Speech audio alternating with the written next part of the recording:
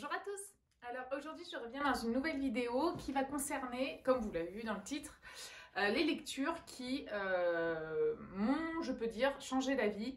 Parce que ce sont en fait des lectures qui ont fait germer des petites graines. Alors avant toute chose, si ce n'est pas déjà fait, n'hésitez pas à vous abonner à ma chaîne pour être averti des nouvelles vidéos et de cliquer sur la petite cloche, donc pas celle-ci, hein, l'autre. J'ai essayé de vous... bon vous voyez, hein, il y en a quand même un petit paquet, mais j'ai vraiment essayé de prendre des livres, des bouquins qui sont un petit peu variés, mais qui sont tous en fait... on va dire le point commun de tous ces bouquins, ce sont des livres qui font du bien. Voilà, si vous êtes dans une démarche je préfère le terme dépouillement personnel que développement personnel, parce que finalement, on a tous en nous la capacité d'être heureux. Ce qui va altérer en fait cette capacité, c'est à mon sens plus ce qui va s'accumuler au fil des années, au fil des expériences, que ce qu'on pourrait rajouter. Enfin, vous connaissez mon avis sur la question par rapport à cette notion de développement personnel, où je vois énormément de gens se lancer dans des démarches de développement personnel et qui finalement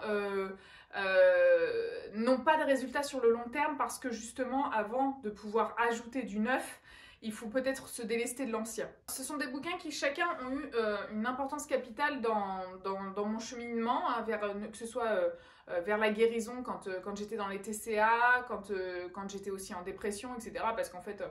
en termes de pollution mentale, j'ai connu pas mal de choses. Donc, pour rappel, donc les troubles du comportement alimentaire, les addictions en tout genre, jusqu'à la drogue, l'anxiété généralisée, la dépersonnalisation, la déréalisation, donc des troubles dissociatifs dus à une angoisse extrême. Enfin bref, une bonne, tu vois, une bonne mélasse psychique. Voilà, mais finalement, avec le recul, c'est vraiment... des périodes de ma vie qui m'ont aidé finalement à devenir celle que je suis vraiment. Et toutes les épreuves sont vecteurs d'enseignement. Alors, une petite parenthèse importante que je voulais faire avant d'aborder les bouquins. Il y a toujours en fait un gouffre entre la théorie et la pratique. Ce qui va déterminer l'utilité de ces livres sur vous, c'est pas d'en lire des dizaines, des centaines, etc. J'en ai lu énormément, moi d'ailleurs, avant finalement de comprendre ce qui ne pouvait l'être avec le cerveau. C'est-à-dire qu'en fait, ce sont notamment certains bouquins, hein, que je vais vous présenter, ce sont des choses vraiment à ressentir avec le cœur. C'est pour ça que c'est pas la peine d'en avoir plein, mais à la limite, relisez-les. C'est vraiment des bouquins qu'on peut relire et à chaque fois qui ont une saveur différente en fonction de votre avancée. Et ce qui va déterminer en fait l'utilité du bouquin, c'est comment vous allez mettre en pratique. Et ça, j'insiste bien là-dessus. On peut lire tous les livres de spirituels, de développement personnel du monde. Si on n'applique pas et si on ne ressent pas, ça sert à rien. En fait, finalement, ce sont des choses qui sont véritablement intelligibles par le cœur et non par la tête. Et quand on va mal ou quand on est dans une période assez difficile, on ne soigne jamais la tête avec la tête. La guérison, d'une manière générale, passe toujours par le cœur et le corps. Ces ouvrages peuvent vous aider à vous reconnecter au cœur. Et donc, voilà, lisez et ressentez. C'est vraiment le plus beau conseil que je pourrais vous donner. Ça fait un peu bisounours, mais c'est tellement ça. Et moi, quand j'ai compris ça, en fait, que je pouvais lire tout ce que je voulais, même si c'est bien, ça fait toujours du bien de le lire avec la tête. Mais tant que tu n'as pas fait germer cette petite graine qui peut vraiment prendre racine et te faire aller mieux, bah c'est comme pisser dans un violon. Et ce qui est dommage, pour le violon surtout. Les deux premiers que je vais vous présenter, il ne va pas y avoir trop de surprises, mais pour moi, c'est vraiment des indispensables à avoir. Pour moi, le monde entier devrait lire ces deux bouquins. C'est Le pouvoir du moment présent d'Eckhart Tolle. Donc ça, c'est vraiment celui que j'ai lu, relu et que je relirai toute ma vie. Parce qu'à chaque fois que je le lis, il a une saveur différente en fonction, comme je vous le disais, hein, de mon avancée, de ma maturité, etc. De ce que je...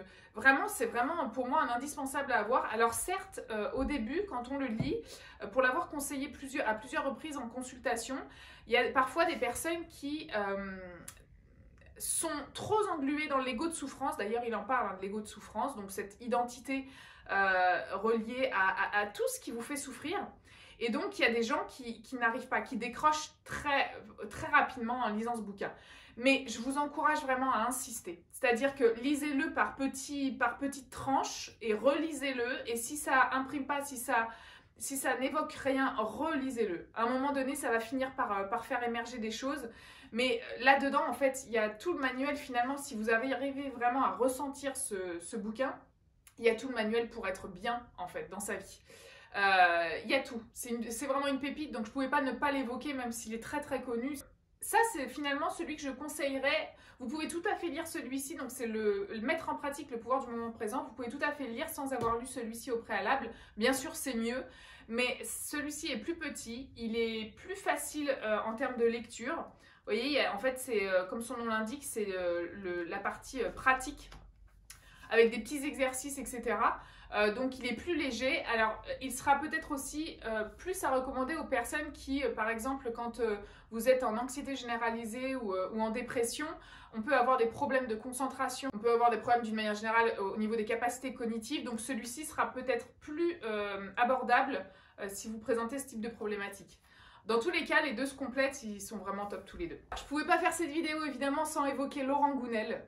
Laurent Gounel, pour moi, c'est un auteur, c'est un de mes auteurs vraiment préférés dans ce type d'ouvrage. Pourquoi? Parce qu'en fait, finalement, là, on est purement dans le roman. Donc, et moi, je me dirige de plus en plus vers les romans parce que vous êtes dans un roman, vous avez la particularité de voyager, vraiment, hein, c'est une invitation au voyage, surtout les ouvrages de Laurent Gounel. Et on n'a pas cette théorie qui parfois peut être rébarbative. Donc voilà, Laurent Gounel, c'est un auteur exceptionnel. Chaque bouquin fait germer une petite graine différente, vraiment. Donc il faut tous les lire à mon sens. Là, je vous en ai pris deux parce que en fait, c'est les deux que j'ai ici.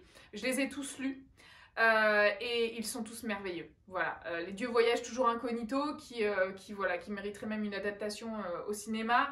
Le philosophe qui n'était pas sage. Celui-ci, c'est Le jour où j'ai appris à vivre. Et celui-ci, c'est son dernier, donc c'est Intuitio, qui est comme son nom l'indique, en rapport avec l'intuition, qui est aussi merveilleux.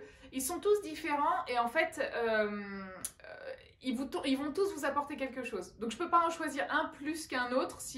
Voilà, pour moi, c'est encore une fois un auteur qui devrait être lu par le monde entier.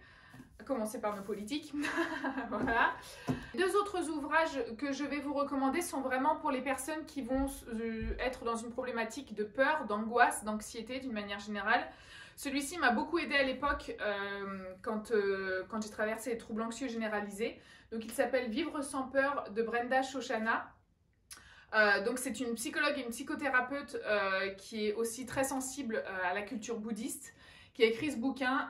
Vous avez absolument plein d'exercices pratiques et vraiment, à chaque chapitre, en fait, il y a une espèce de petite synthèse qui reprend les grands points des chapitres. Et ça, c'est très bien aussi quand on a des problèmes de concentration, de pouvoir avoir un petit résumé. Les bouquins, d'une manière générale, sont vraiment des outils thérapeutiques, à mon sens, qui accompagnent un travail sur soi et qui sont vraiment très intéressants dans cette optique-là. Pour celles et ceux que je suis en consultation, je suis donc formée à la MBSR. Donc la MBSR est une méthode qui a été inventée donc par le docteur Jon Kabat-Zinn aux États-Unis, qui avait créé donc une clinique du stress. En fait, ce bouquin-là, c'est ma Bible. En gros, je l'utilise encore tout le temps. Je l'ai déjà lu 3 fois, mais c'est un bouquin que vous pouvez lire par petits, même s'il est très épais. Vous pouvez lire les parties qui vous intéressent, etc. C'est un bouquin que je recommande souvent en consultation, dans les consultations, que ce soit TCA, de dépression, d'anxiété généralisée, parce qu'elles accompagnent en fait mes patients tout au long de leur suivi. Et c'est quelque chose qui permet de comprendre comment nous fonctionnons et comment y remédier, mais vraiment concrètement. Donc ça s'appelle Au cœur de la tourmente, la pleine conscience. Donc voilà, c'est le type même de la méthode, puisque la MBSR repose sur des techniques de pleine conscience, des exercices de, entre guillemets, reformatage cérébral, même si j'aime pas beaucoup ce mot-là. C'est vraiment ce qui décrit le mieux ce que moi j'ai inventé comme méthode. En fait, la méthode que j'ai inventée pour les TCA, l'anxiété et la dépression, s'appuie entre autres sur la MBSR, voilà, que j'ai adapté en fonction et que j'adapte en fonction de la problématique de chacun. Moi, mes suivis sont toujours très personnalisés et ce bouquin m'a énormément aidé à peaufiner ma méthode. Alors, ce bouquin-là, donc, qui est de Thich Nhat Hanh, donc c'est un bouquin merveilleux aussi que j'ai lu quand j'étais au cœur de la tempête, sur l'enfant intérieur. Donc, prendre soin de l'enfant intérieur, faire la paix avec soi. Pour moi, c'est un indispensable à voir. C'est un des premiers bouquins qu'il faudrait lire aussi avec Eckhart Tolle. Parce qu'en fait, vous savez qu'en neurosciences, on sait que tout se joue dans la petite enfance de 0 à 7 ans. Il y a plein de choses qui se jouent et qui vont déterminer l'adulte que vous allez devenir. Donc ce bouquin, par définition, l'enfant intérieur, on en est tous pourvus, hein, même quand on a 60 piges, on a toujours un enfant intérieur en nous. Il est important d'en prendre soin tout au long de sa vie, par diverses choses, et aussi de le réparer quand il y a eu des choses qui ont pu nous traumatiser enfant. Parfois, ça peut partir de petites choses vraiment anodines, des choses aussi qui sont ancrées dans l'inconscient et dont on n'a pas conscience aujourd'hui, mais en tout cas ce bouquin il est vraiment indispensable pour tout le monde. Ce que je ferai, c'est que je vous mettrai donc sur Instagram après la publication de cette vidéo, n'hésitez pas à me rejoindre sur les réseaux sociaux parce que je vous mettrai les quatrièmes de couverture de tous ces bouquins. Comme ça, si ça vous intéresse, et vous pourrez regarder un petit peu plus en détail. Vous avez aussi sur mon Instagram une petite bulle dans les stories à la une qui s'appelle Inspiration où je mets certains extraits. Et comme dans cette vidéo, j'ai pas pu vous mettre tous les bouquins que j'aurais voulu vous mettre, je vous ferai des petites stories aussi qui vont compléter cette vidéo YouTube. Alors, une parenthèse sur ce bouquin-là, donc ça va concerner vraiment les personnes qui ont une capacité à, voilà, qui ont ce qu'on pourrait appeler une suractivité cérébrale, les zèbres, les HP, etc. Il y en a un qui est très très bien, que je n'ai pas ici, que j'ai à Paris, qui s'appelle donc Trop intelligent pour être heureux, qui est vraiment, on va dire, celui à lire si vous reconnaissez dans cette description. Mais celui-ci, je l'ai trouvé aussi très bien, ça s'appelle On est foutu, on pense trop, parce qu'il y a beaucoup d'humour dedans. Il est léger, il est assez facile à lire, il fait beaucoup de bien. Et donc c'est du docteur Serge Marquis. Voilà, et donc c'est un bouquin qui vous permet, qui vous donne quelques clés pour apprivoiser petit à petit ce mental un petit peu envahissant, comment l'apprivoiser à bon escient et arriver surtout à le canaliser, puisque c'est vraiment le but, et je pense l'important, c'est jamais de lutter avec ce qui vit en nous, mais d'apprendre à apprivoiser. C'est un mot que j'utilise très très souvent aussi en consultation, parce que si vous êtes dans la lutte et dans le combat envers vous-même, vous n'y arriverez jamais. C'est un petit peu comme, ça rejoint un petit peu la vidéo que j'avais faite sur la procrastination. C'est très important de différencier le contrôle de soi et la maîtrise de soi. Le contrôle de soi, on est dans la lutte, on est dans le combat. La maîtrise de soi, c'est vraiment l'art d'accueillir qui on est et d'en faire ce qu'on veut. Voilà, et c'est vraiment deux choses très différentes parce que l'intention que vous allez y mettre est tout à fait différente. Alors évidemment, je ne pouvais pas faire cette vidéo sans évoquer le livre de mon amie Stéphanie, Karma Beach. Donc ça, c'est un bouquin. Alors, à la différence de tous les autres, c'est que celui-ci, déjà, il va vous faire marrer. Voilà, parce qu'il y a la patte de Stéphanie. Donc c'est un bouquin d'abord d'une femme, tu vois. On n'est pas dans le truc protocolaire, etc. On sent qu'il y a une personnalité derrière, une identité. Donc ça, vous allez passer forcément un bon moment avec ce bouquin. Et c'est surtout qu'il y a aussi énormément d'outils concrets. Donc là, on est vraiment aussi, tout comme le livre que je vous ai indiqué tout à l'heure avec les petits exercices, etc. On est dans des outils concrets à mettre en place dans votre vie pour améliorer votre vie. Voilà, donc on a notamment des choses sur la loi d'attraction. Donc voilà, c'est vraiment un livre que je vous recommande aussi, qui fait du bien, qui va vous faire rire, avec plein d'exercices concrets pour pouvoir bosser sur soi. Et avancer surtout en étant, en avançant main dans la main avec soi et pas en lutte. Donc si vous connaissez pas Karma Beach, faut y aller. Bon, déjà rien que le titre, déjà ça te donne envie de le lire parce que voilà, on voit qu'il y a la patte humoristique et moi c'est ce que j'adore aussi. C'est pas parce qu'on se met à bosser sur soi ou à vouloir tendre vers une vie meilleure qu'il faut tout de suite se prendre au sérieux. Et voilà, parce que tout ça, déjà rien que le truc. Moi des fois il y a des bouquins, et d'ailleurs que je vous ai pas conseillé, parce qu'il y a des bouquins qui étaient super lourds à lire, tu vois. Genre, ok, t'as plein de trucs intéressants dedans, mais c'est chiant, quoi. C'est chiant. Là, on n'est pas du tout là-dedans. Parce que n'oublions pas que l'humour, c'est aussi une façon d'être spirituel, si on y réfléchit bien. Et pour finir, donc, un bouquin que j'adore et que, pareil, j'ai relu plusieurs fois, qui s'appelle donc Trois amis en quête de sagesse, donc de Christophe André, donc éminent psychiatre qui a intégré la méditation en France. Alexandre Jolien, donc, qui est un philosophe merveilleux. J'ai vu d'ailleurs une interview il n'y a pas très longtemps de 7 à 8 de lui. Il est extrêmement touchant, il a énormément à nous apprendre. Et Mathieu Ricard, bon, ben, ça je ne le présente plus, Mathieu Ricard, éminent scientifique aussi, qui s'est converti au bouddhisme. Et ils sont tous les trois, en fait, c'est un dialogue entre les trois, donc sur plusieurs sujets, et notamment celui du bonheur. Et voilà, un livre aussi qui fait énormément de bien. C'est très intéressant de voir à leur niveau leurs différentes approches. Donc je vous recommande vraiment particulièrement ce bouquin. Alors n'hésitez pas à me retrouver sur Insta pour la suite des bouquins.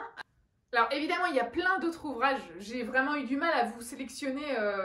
Voilà, je vous ai sélectionné ceux qui me parlaient le plus à l'instant T par rapport pour essayer de répondre aux besoins on va dire, les plus répandus. Comme je vous le disais, l'important dans tous ces livres, c'est pas d'en avoir 10 000, c'est vraiment de ressentir ces bouquins et d'en faire quelque chose au quotidien. Voilà, de faire grandir cette espèce de graine de bonheur qui peut jaillir de ces ouvrages et d'en faire quelque chose. Voilà, de l'entretenir au quotidien et d'en faire véritablement quelque chose. Parce que sinon, si vous vous contentez seulement de lire, ça reste que des concepts théoriques. Voilà, tant qu'on passe pas à la pratique, c'est comme engranger du savoir, tant qu'il n'y a pas d'action derrière qui en découle, bah, ça ne reste que du savoir et ça ne reste que de l'abstrait. Donc, mieux vaut avoir peu de bouquins et les relire si besoin, des bouquins de qualité, les relire, plutôt que d'en avoir plein, et voilà, en tout cas dans cette démarche de se sentir mieux dans sa vie, etc. J'espère en tous les cas que cette vidéo vous aura plu. N'hésitez pas à partager la vidéo pour faire du bien autour de vous. C'est jamais du luxe. Et puis moi, ça me fait très plaisir et ça m'encourage à continuer mes vidéos. Et je vous dis à très bientôt dans une prochaine vidéo. Ciao!